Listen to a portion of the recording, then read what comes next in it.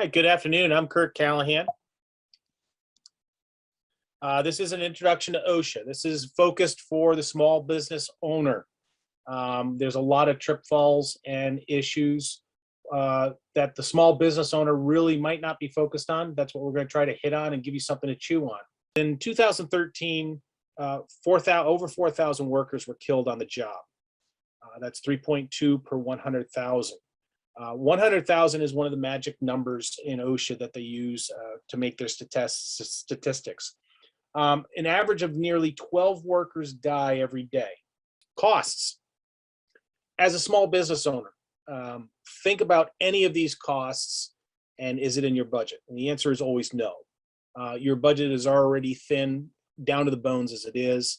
So now the direct costs when you have an employee or a customer injure themselves on your workplace, the ambulance ride, the hospital stay, surgeries, rehab, workman's comp disability payments, and that includes whether or not your premiums are going to go up on your insurance for workman's comp and disability. OSHA's mission, like I just said, it's to make sure that you have a safe working condition for the men and women in the workforce. All employees have a right to a safe and healthful workplace. Okay, that's a bottom requirement for any workplace.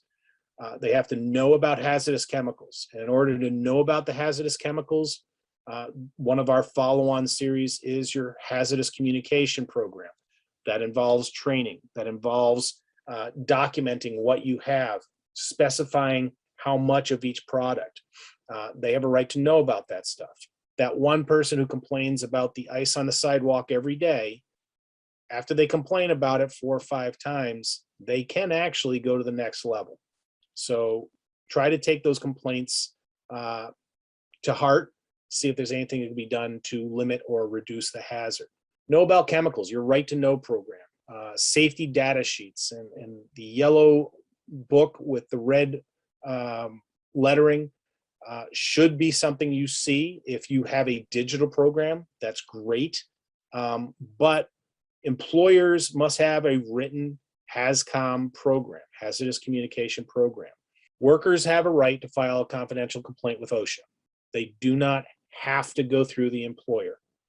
They don't have to go through their supervisor.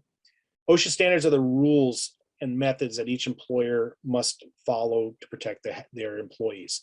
The good news is there's probably not a hazard that you're going to come across that hasn't already been identified, that some scientists and smart people at OSHA haven't already dug into, and they have guidelines for.